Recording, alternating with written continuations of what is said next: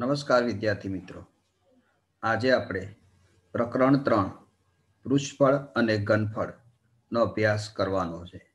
તો સર્વપ્રથમ આજે પૃષ્ઠફળ વિશે પ્રાથમિક માહિતી મેળવીશું. આપણે અહીં દર્શાવેલ આકારો લંબઘન, શંકુ, નળાકાર અને ગોલક, લંબઘન અને સમઘન એ બંનેના પણ પૃષ્ઠફળ વિશેનો આપણે અભ્યાસ કરવાનો છે. આપણે આસપાસના આ જુદા જુદા પ્રકારના આકારો છે એનું આપણે ક્ષેત્રફળ કઈ રીતના શોધી શકાય એનો આજે આપણે અભ્યાસ કરીશું. તો સર્વપ્રથમ સમઘનનું પૃષ્ઠફળ કઈ રીતના શોધી શકાય એના વિશે આપણે ચર્ચા કરીએ. તો તમે સમઘન આકારની જેની બધી જ બાજુઓની લંબાઈ સમાન હોય એને આપણે સમઘન કહેવામાં આવે છે. આકૃતિમાં દર્શાવેલ અહીંયા એક બાજુ x, બીજી બાજુ પણ x અને ત્રીજી બાજુ પણ x આપેલી છે. તો એની લંબાઈ, પહોળાઈ અને ઊંચાઈ ત્રણેય અહીંયા સમાન છે. તો સર્વપ્રથમ સમઘનનું પૃષ્ઠફળ શોધવું હોય તો આપણે એની અંદર લંબાઈ ગુણ્યા લંબાઈ, તો આપણા જોડે આવી ટોટલ 6 બાજુઓ દેખાય છે. આ x, તો આનું ક્ષેત્રફળ x² થાય. તો આવી ટોટલ આ 1, 2, 3, 4, 5, 6, તો આવી 6 સપાટીઓ છે. એનું સર્વપ્રથમ આપણે ક્ષેત્રફળ શોધીએ તો આપણે 6 વડે એને ગુણવા પડશે. તો અહીં લખીશું કે સમઘનનું પૃષ્ઠફળ, સમઘનનું કુલ પૃષ્ઠફળ. ઘણી વખતે બંધ સમઘનનું પૃષ્ઠફળ એવા શબ્દનો પણ ઉપયોગ થાય છે. તો સમઘનનું પૃષ્ઠફળ અહીંયા એક સપાટી છે એનું ક્ષેત્રફળ x² છે. તો આવી આપણા જોડે 6 સપાટી છે એટલે આપણે એને 6x² કહે છે. હવે એક તરફથી ખુલ્લા સમઘનનું પૃષ્ઠફળ, તો એક તરફથી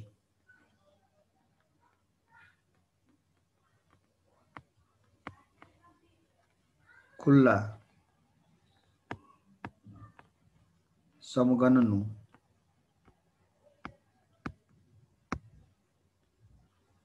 પૃષ્ઠફળ, જ્યારે આપણે એક તરફથી ખુલ્લા સમઘન કહેવામાં આવે છે તો બાકી આપણા જોડે હવે કેટલી સપાટી વધશે? અહીંયા 6 સપાટી હતી એની જગ્યાએ હવે આપણા જોડે 5 સપાટી થઈ જશે. તો એક તરફથી ખુલ્લા સમઘનનું પૃષ્ઠફળ શોધવું હોય તો આપણા જોડે 5x². હવે ચારે બાજુથી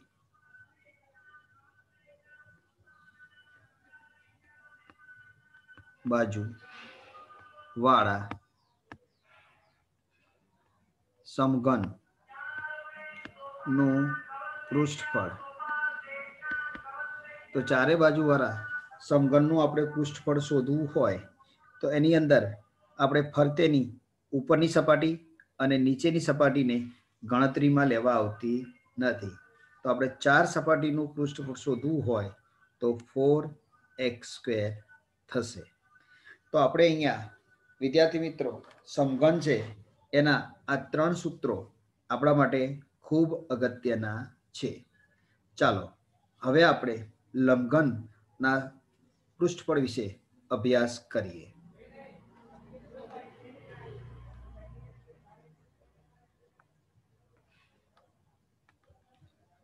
તો અહીં આકૃતિમાં દર્શાવેલ લંબઘન છે એની ટોટલ 3 સપાટી છે. તો અહીંયા એની આ લંબાઈ, આ જે છે ઊંચાઈ અને આ જે છે એને આપણે પહોળાઈ કહેવાય. તો લંબાઈ છે એને આપણે L વડે, એની ઊંચાઈ h વડે અને પહોળાઈ એને આપણે b વડે દર્શાવી શકાય છે. હવે આ લંબઘન છે એને દરેકને આ પ્રકારની સપાટીઓ, 2 સપાટી છે, એક આગળની બાજુ અને એક એની બિલકુલ પાછળની બાજુ. હવે આ જે સપાટી છે આવી પણ કેટલી સપાટીઓ હશે? 2 હશે. અને આવી પણ કેટલી સપાટી હશે? 2.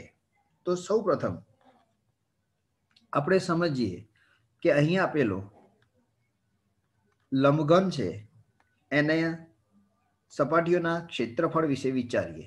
તો આ લંબાઈ, આને આપણે પહોળાઈ અને આને આપણે ઊંચાઈ. તો આ જે સપાટી છે એનું ક્ષેત્રફળ લંબાઈ ગુણ્યા ઊંચાઈ.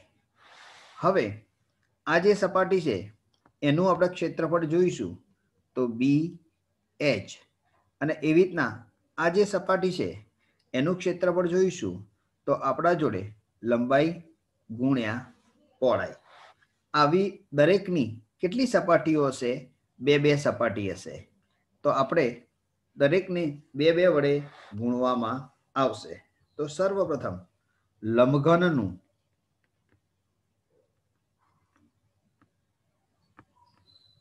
પૃષ્ઠફળ બરાબર 2 કૌંસમાં LB plus BH plus LH.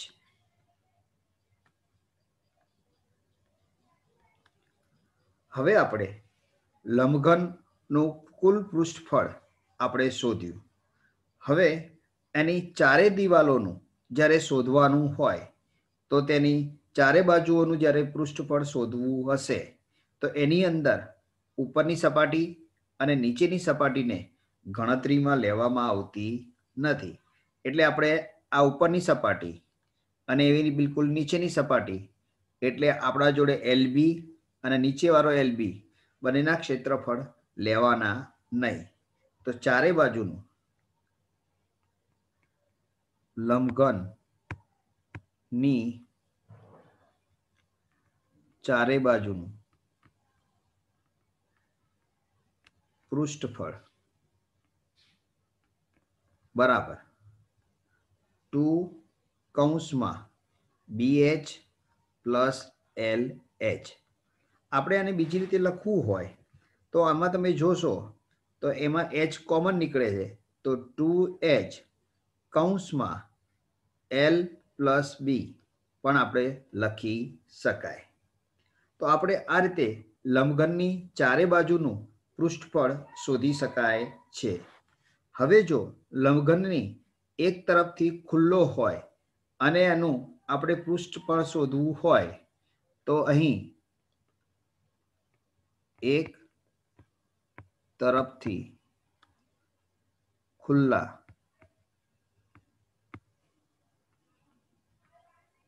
લંબઘનનું પૃષ્ઠફળ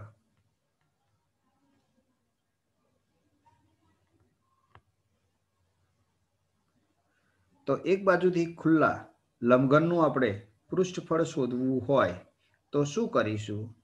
તો એક તરફથી ખુલ્લા લંબઘનનું પૃષ્ઠફળ માટે આપણા જોડે અહીં સપાટી LB છે એક, એને આપણે ગણતરીમાં લેવાની નહીં. નીચેની એક LB વાળી સપાટી ગણતરીમાં લેવાશે, જ્યારે ઉપરની સપાટી છે એને આપણે ગણતરીમાં લઈશું નહીં. તો અહીંયા આપણા જોડે LB પ્લસ કૌંસમાં 2H L પ્લસ B. આ રીતે એક તરફથી ખુલ્લા લંબઘનનું પૃષ્ઠફળ છે એ આપણે શોધી શકાય છે. તો એક તરફથી ખુલ્લા લંબઘનનું પૃષ્ઠફળ આપણે શોધી નાખ્યું. હવે વિદ્યાર્થી મિત્રો આપણે નવો જે આકાર છે એનો અભ્યાસ કરવાનો છે. તો નવા આકારની અંદર સર્વપ્રથમ નળાકાર વિશે આપણે અભ્યાસ કરીશું. તો નળાકારની અંદર આપણા જોડે આકૃતિમાં બતાવેલ જે ભાગ છે એમાં આ નળાકારનો જે વિસ્તાર છે એમાં આ જે ભાગ છે એની ઊંચાઈ કહેવાશે. ઊંચાઈને આપણે H કહેવાય. જ્યારે બીજો જે ભાગ છે આ એ વર્તુળની ત્રિજ્યા છે, એને આપણે R કહેવાય. તો તમે જોશો તો નીચેનું તળિયું છે એ વર્તુળાકાર છે, તો તમારે એનું ક્ષેત્રફળ શોધવું હોય, નળાકારની વક્ર સપાટીનું ક્ષેત્રફળ, તો સૌથી પહેલા વિચારવાનું કે નીચેનો જે આકાર છે એ કેવો છે? વર્તુળ. તો તમારે અહીંયા વર્તુળ આકાર જે છે, તો સર્વપ્રથમ નીચેના પાયાનો તળિયું છે એનો આકાર વર્તુળાકાર છે, તો પાયાનું ક્ષેત્રફળ જો પૂછવામાં આવે તો શું કહેવાય? પાઈ આર સ્ક્વેર. તો નળાકારના પાયાનું ક્ષેત્રફળ શું થશે? પાઈ આર સ્ક્વેર. હવે આપણે નળાકારની વક્ર સપાટીનું ક્ષેત્રફળ શોધવું છે. તો નળાકારની વક્ર સપાટીનું ક્ષેત્રફળ શોધવા માટે આપણે અહીં દર્શાવેલ નળાકાર છે એનો આપણે પરિઘ શોધીશું. તો આપણે નીચેનો આકાર એ વર્તુળાકાર છે, તો વર્તુળનો પરિઘનું સૂત્ર થશે 2πr. તો યાદ રાખો, જ્યારે નળાકારની વક્ર સપાટીનું ક્ષેત્રફળ શોધવું હોય તો પરિઘ ગુણ્યા ઊંચાઈ, એટલે આપણે આને h કહેવાશે. તો આપણે પરિઘ ગુણ્યા ઊંચાઈ, આપણું આ જે સૂત્ર છે, પરિઘનું સૂત્ર 2πr અને ઊંચાઈ કેટલી કહેવાશે? h. તો નળાકારની વક્ર સપાટીનું ક્ષેત્રફળ 2πrh થશે. હવે આપણે નળાકારને બંને સાઈડથી બંધ કરવામાં આવે તો કુલ નળાકારની વક્ર સપાટીનું ક્ષેત્રફળ કેટલું થાય એનો આપણે અભ્યાસ કરીએ. તો તમે અહીં દર્શાવેલ જે આકાર નળાકાર છે, તો નળાકારની અંદર સર્વપ્રથમ આપણે આ ફરતેનો ભાગ છે એનું ક્ષેત્રફળ શોધ્યું. તો નળાકારની વક્ર સપાટીનું આપણે ક્ષેત્રફળ શોધ્યું. શું શોધ્યું વિદ્યાર્થી મિત્રો? તો 2πrh. હવે તમે જોશો તો નીચેનો જે વિસ્તારનો જે આકાર છે એ વર્તુળાકાર છે અને ઉપર પણ વર્તુળાકારથી બંધ કરવામાં આવ્યું છે. તો નીચેના વર્તુળાકારનું ક્ષેત્રફળ પાઈ આર સ્ક્વેર અને ઉપરના વર્તુળાકારનું ક્ષેત્રફળ પાઈ આર સ્ક્વેર. તો આપણે નળાકારના બંને છેડેથી બંધ નળાકારનું પૃષ્ઠફળ જો શોધવું હોય તો અહીંયા આપેલા ત્રણેય ક્ષેત્રફળોનો સરવાળો કરવો પડશે. તો અહીં ત્રણેય આપેલા ક્ષેત્રફળોમાં પાઈ આર સ્ક્વેર, તો અહીં લખ્યું છે આપણા જોડે પાઈ આર સ્ક્વેર, ફરીથી આપણા જોડે અહીંયા પાઈ આર સ્ક્વેર અને વક્ર સપાટીનું ક્ષેત્રફળ 2πrh. તો તમે જોશો મિત્રો કે અહીંયા પાઈ આર સ્ક્વેર કેટલી વખત છે? 2 વખત છે. તો અહીં 2πr સ્ક્વેર વત્તા આપણા જોડે એની વક્ર સપાટીનું ક્ષેત્રફળ 2πrh છે. તો આની અંદરથી શું સામાન્ય નીકળશે? તો અહીંયા બંનેમાં 2 સામાન્ય છે, પાઈ સામાન્ય છે, અહીં આર સ્ક્વેર છે ને અહીંયા આર છે, એટલે આર સામાન્ય થશે. તો આપણે આમાંથી સામાન્ય જ્યારે કાઢીએ 2πr, તો કૌંસમાં શું વધશે? r plus h. તો આ રીતે બંને છેડેથી બંધ નળાકારનું કુલ પૃષ્ઠફળ શોધી શકાય. તો વિદ્યાર્થી મિત્રો, નળાકારની વક્ર સપાટીનું અને નળાકારની કુલ ક્ષેત્રફળ કઈ રીતના શોધાય, તો આ બંને સૂત્રો આપણા માટે ખૂબ અગત્યના છે. તો આ સૂત્રોને તમારે ધ્યાનમાં લેવાના છે. હવે વિદ્યાર્થી મિત્રો, તમારે કોઈ પણ ક્ષેત્રફળ છે એમાં એકમનું પરિવર્તન કરવાનું થાય. તો પ્રાથમિક તમને 1 મીટર બરાબર કેટલા સેન્ટીમીટર થાય?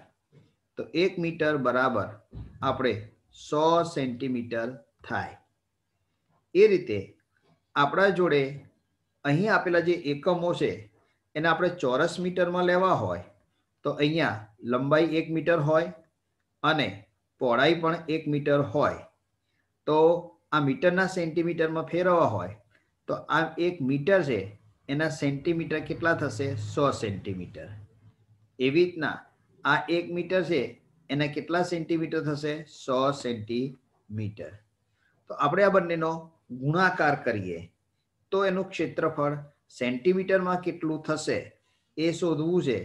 તો લંબાઈ ગુણ્યા પહોળાઈ, તો 100 સેન્ટીમીટર ગુણ્યા 100 સેન્ટીમીટર, એટલે આપણા જોડે સેન્ટીમીટર 2 વખત છે એટલે આપણે સેન્ટીમીટરનો વર્ગ કરીશું અને અહીંયા 100 ગુણ્યા 100 એટલે 10,000 સેન્ટીમીટર સ્ક્વેર થશે. આ એકમોનું પરિવર્તન તમારે ખાસ ધ્યાનમાં લેવાનું છે.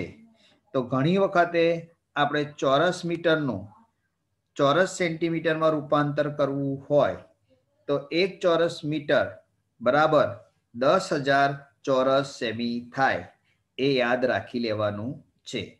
તો મેં અહીંયા તમને સમજાયું કઈ રીતના એનું રૂપાંતરણ થાય છે. હવે આપણે એક નવો આકાર છે એના વિશે અભ્યાસ કરવાનો છે અને એ આકારને આપણે કયો કીધો છે? શંકુ આકાર. તો તમે જોકરની જે ટોપી જોઈ હશે એનો આકાર છે એ કેવા આકારની હોય છે વિદ્યાર્થી મિત્રો? શંકુ આકારની છે. તમે અનાજનો કોઈ પણ ઢગલો જોયો હોય તો એનો આકાર પણ કેવો હોય છે? શંકુ આકારનો. તો ચાલો મિત્રો, આજે આપણે શંકુ વિશેની ક્ષેત્રફળ કઈ રીતના શોધીશું એનો અભ્યાસ કરીએ. તો શંકુ આકારની અંદર તમે જોશો તો નીચેનો જે આકાર છે એ આપણને કેવો દેખાય છે? વર્તુળ આકાર. તો વર્તુળની આપણી આ ત્રિજ્યા છે અને વચ્ચેથી અહીંયા લંબરૂપે જે આપણે ઊંચાઈ h તરીકે ઓળખવામાં આવે છે અને ત્રિજ્યા r.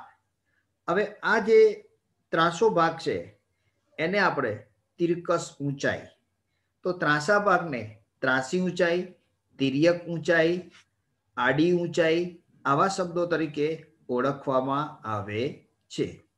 તો સૌથી વધારે તિર્યક શબ્દ અથવા ત્રાસી ઊંચાઈ આ બે શબ્દોનો પ્રયોગ થાય છે. તો ત્રાસી ઊંચાઈ છે એને આપણે L તરીકે દર્શાવીશું. તો સર્વપ્રથમ વિદ્યાર્થી મિત્રો, તમારે અહીંયા જોવાનું છે કે ઘણી વખતે આપણે L શોધવો હોય તો આપણે L કઈ રીતના શોધી શકીએ? તો અહીંયા પાયથાગોરસના સૂત્રનો આપણે ઉપયોગ કરી અને L ની કિંમત શોધવી હોય તો L સ્ક્વેર બરાબર R square plus H square નો ઉપયોગ થાય છે. તો L સ્ક્વેર બરાબર R સ્ક્વેર પ્લસ શું થશે? H square. અને આપણે L શોધવું હોય તો L બરાબર વર્ગમૂળમાં R square plus H square તરીકે પણ ઉપયોગ કરી શકાય. તો L એ આપણી ત્રાસી ઊંચાઈ છે.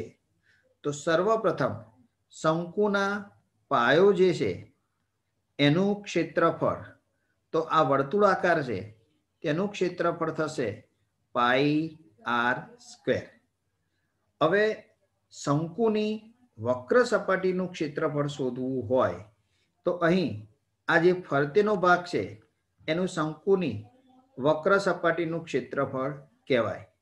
તો એને આપણું સૂત્ર યાદ રાખવાનું, પાઈ r l. હવે શંકુની કુલ વક્ર સપાટીનું આપણે ક્ષેત્રફળ શોધવું હોય તો નીચેના તળિયાનું પાઈ r સ્ક્વેર છે અને ફરતેનો ભાગ છે એનું ક્ષેત્રફળ શું છે? પાઈ r l. તો જુઓ અહીંયા પાઈ r સ્ક્વેર અને અહીંયા પાઈ r l.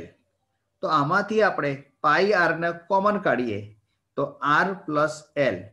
તો બંધ શંકુનું કુલ પૃષ્ઠફળ પાઈ r કૌંસમાં r પ્લસ l થશે. એ જ રીતે આપણા માટે આ જે સૂત્રો મેં તમને આપ્યા છે એને રોજ તમારે રિવિઝન કરવું પડશે અને વારે ઘડીએ યાદ રાખશો તો તમને સરળતાથી દાખલા ગણી શકશો.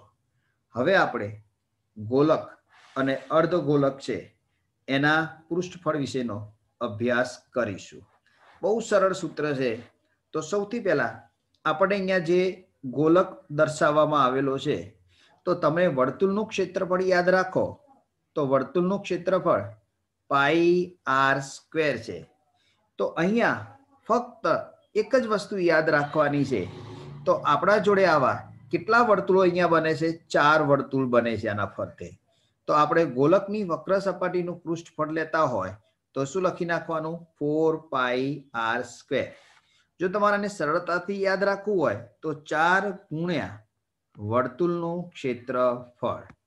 તો 4 ગુણ્યા વર્તુળનું ક્ષેત્રફળથી તમે યાદ રાખો તો સરળતાથી તમને યાદ રહી જશે. અને વર્તુળના ક્ષેત્રફળનું સૂત્ર ખ્યાલ છે, πr². હવે પોલા ગોળાની વક્ર સપાટી. તો પોલો ગોળો કોને કહેવાય? તો આપણા જોડે અર્ધગોલક છે, એ અહીંયાથી અંદરની સપાટી અને ફરતીની સપાટીને જ્યારે ગણતરી લેવામાં આવે, વચ્ચેથી ખાલી હોય તો આપણા ઘરે રહેલો જે વાટકો છે, બરાબર છે, એને આપણે પોલા ગોળા તરીકે ઓળખી શકાય. તો પોલા ગોળાની સપાટી જ્યારે શોધવી હોય તો તમારે શું કરવાનું કે આખા વર્તુળ ગોળકનું જે ક્ષેત્રફળ છે એને 2 વડે ભાગી નાખો તો કેટલો થશે? 2πr². હવે નક્કર અર્ધગોલક એટલે અહીંયા વચ્ચેથી ભરેલો ભાગ હોય અહીંયા. તો અહીંયા આપણા જોડે આ ફરતેની જે સપાટી હતી એનું ક્ષેત્રફળ 2πr² હતું અને ઉપરનો જે વિસ્તાર છે એનું પણ ક્ષેત્રફળ થાય તો એ પણ વર્તુળાકાર છે, એટલે એને આપણે πr² તરીકે ઓળખી શકાય. તો આપણે આ બંનેનો સરવાળો કરો તો નક્કર અર્ધગોલકનું કુલ પૃષ્ઠફળ તો πr² અને 2πr², તો ટોટલ થશે 3πr². તો આ રીતે આપણે આ 3 આકારો આપેલા છે એના ક્ષેત્રફળના સૂત્રો તમારે ખાસ યાદ રાખવા પડશે. હવે આપણા જોડે આ જે આપેલા વસ્તુના ક્ષેત્રફળ શોધ્યા પછી સંયુક્ત રીતે વસ્તુઓ આપેલી હોય તેનું આપણે ક્ષેત્રફળ કઈ રીતના શોધી શકીએ? તો એ ખૂબ જ સરળતાથી તમે શોધી શકો. ઉપરના સૂત્રો તમે યાદ રાખ્યા હોય તો આ બધા જુદા જુદા વસ્તુની આકાર છે.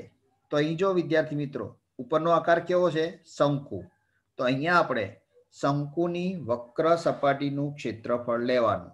તો તમે જાણો છો શંકુની વક્ર સપાટીનું ક્ષેત્રફળ πr². સરસ.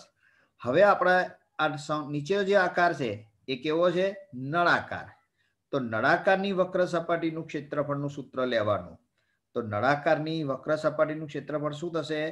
2πrh. અને જો નીચેથી બંધ હોય તો નીચેનું આપણા જોડે શું થાય? πr². હવે બીજું કઈ કરવાનું નહીં, આ 3 પદો છે એનો આપણે શું કરી નાખીશું? સરવાળો. એટલે આ વસ્તુનું આપણને ક્ષેત્રફળ મળી જાય. જો તળિયેથી ખુલ્લો હોય તો πr² નો આપણે ઉપયોગ કરવાનો નહીં. તો આ બધા સૂત્રો માટે તમારે કોઈ અલગથી સૂત્ર યાદ રાખવાની જરૂર નથી, પણ આકારની અંદર જે વસ્તુના સૂત્રો આપ્યા હોય એ અગાઉ આપણે 4 પ્રકારના સૂત્રો જોયા એનો ઉપયોગ કરવાનો થશે. તો ચલો, આ કેવો આકાર છે? કેવો?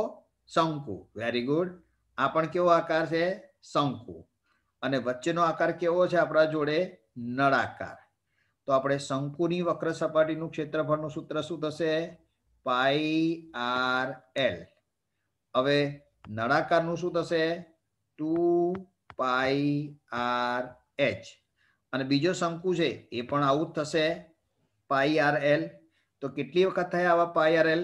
2 વખત. એટલે આપણે અહીંયા કેટલા વડે ગુણીશું? 2 વખત. અને આ બંનેનો શું કરી નાખવાનો વિદ્યાર્થી મિત્રો? સરવાળો. સરસ. ગુડ. હવે અહીં બીજો જે આકાર આપ્યો છે એમાં ઉપરનો આકાર કયો છે? બોલો તો. કયો? અર્ધગોલક. બરાબર. તો અર્ધગોલકનું ક્ષેત્રફળ આપણે જાણીએ છીએ 2πr². આ જે આકાર છે કયો આકાર છે વિદ્યાર્થી મિત્રો? નળાકાર. તો નળાકારનું ક્ષેત્રફળ આપણે જાણીએ છીએ કયું છે? 2πrh. અને બંનેનો શું કરી નાખવાનો આપણે? સરવાળો. ચલો, એ જ પ્રકારે અહીંયા આપણા જોડે 2 અર્ધગોલકો છે. તો પ્રથમ અર્ધગોલકનું શું થશે? 2πr². બીજા અર્ધગોલકનું શું થશે? 2πr². અને નળાકારનું શું થશે 2πr/h. તો આ બધાનો શું કરી નાખવાનો વિદ્યાર્થી મિત્રો સરવાળો, એટલે આપણને શું મળી જાય કુલ મળી જાય. આ બધામાં કોઈ સૂત્રો ગોખવાની જરૂર નથી, પણ દરેકના આકારના જે પણ ક્ષેત્રફળ થતા હોય એનો સૂત્રો તમારે લખવાના છે. સારું વિદ્યાર્થી મિત્રો, અહીંયા આપણને આકાર કેવો દેખાય છે? કયો? શંકુ. સરસ. તો શંકુની ફક્ત કઈ સપાટી લેવાની છે? વક્ર સપાટી. તો પાઈ આર એલ. અને નીચેનો વિસ્તાર છે કયો દેખાય છે? અર્ધગોલક. તો અર્ધગોલકની સપાટીનું ક્ષેત્રફળ શું થશે? 2πr. તો વિદ્યાર્થી મિત્રો, મેં અહીંયા તમને જે બધા સૂત્રો સમજાયા એને હોમવર્કમાં 3-4 વાર લખો અને 2-3 દિવસ સુધી સતત પ્રેક્ટિસ કરશો તો આપમેળે સૂત્રો તમને યાદ રહી જશે. અને એક વખત સૂત્ર આવડશે તો દરેક દાખલાઓ તમે સરળતાથી ગણી શકશો. ચલો મિત્રો, નમસ્કાર.